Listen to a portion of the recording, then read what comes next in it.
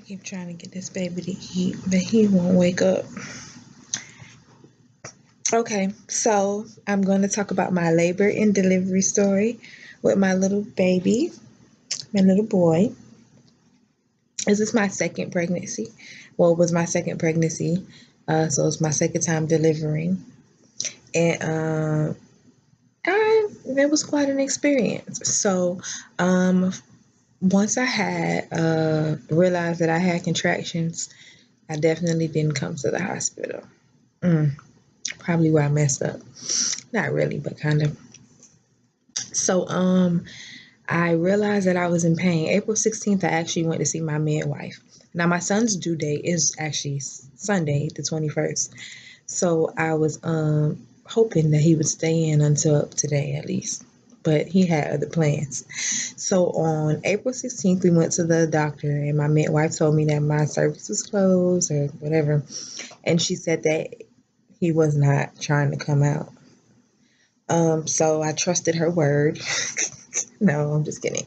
But I got a little more relaxed. I even went to work after that doctor's appointment because I was trying to work up until the 18th with hopes that he would wait. So I went to work that day. I was fine. I had been feeling little like I call them butt cramps.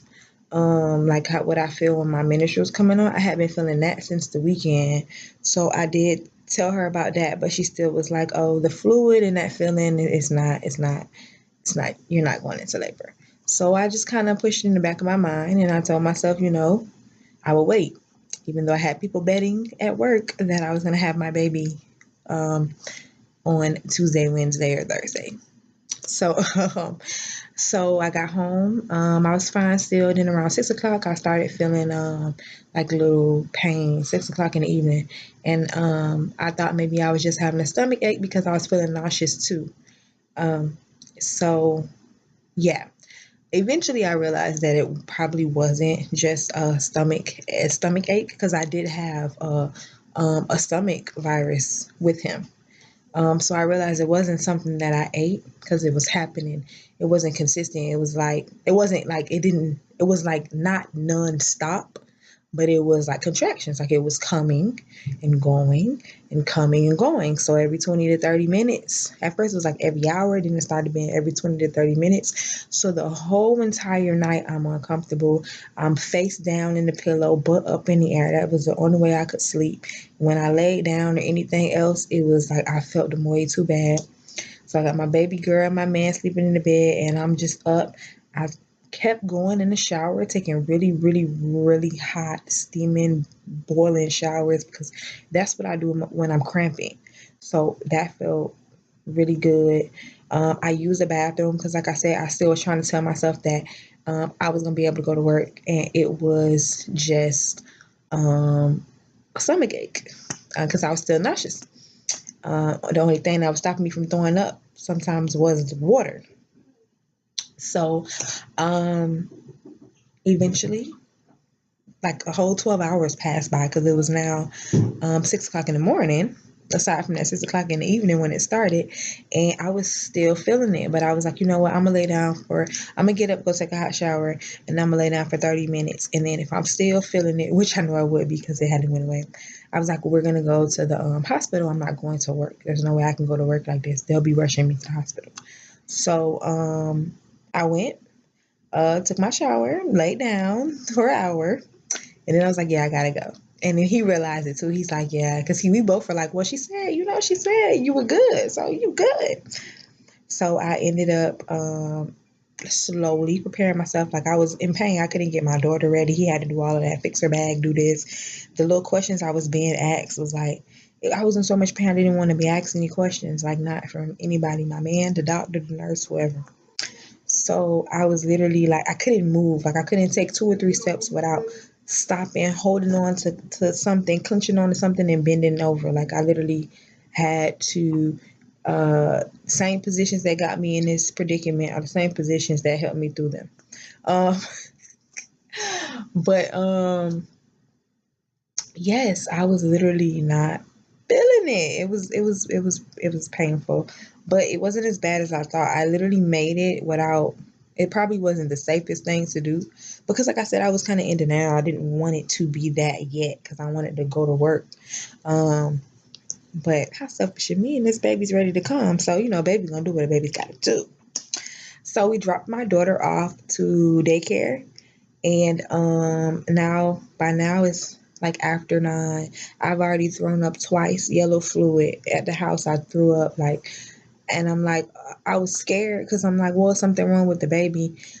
So I threw up. I was throwing up in the parking lot. She goes to my cousin's in-home daycare. My cousin lives in a unit, so she's upstairs, and she hears me. I can't even see her. I'm so delirious by then. I can't even see her. I just hear her voice like, "Ree, you okay?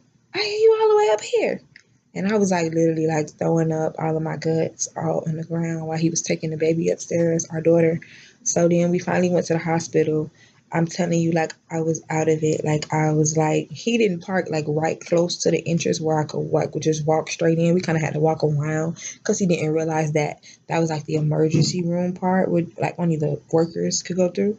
So I'm like, babe, I'm not gonna make it. I can't walk over there.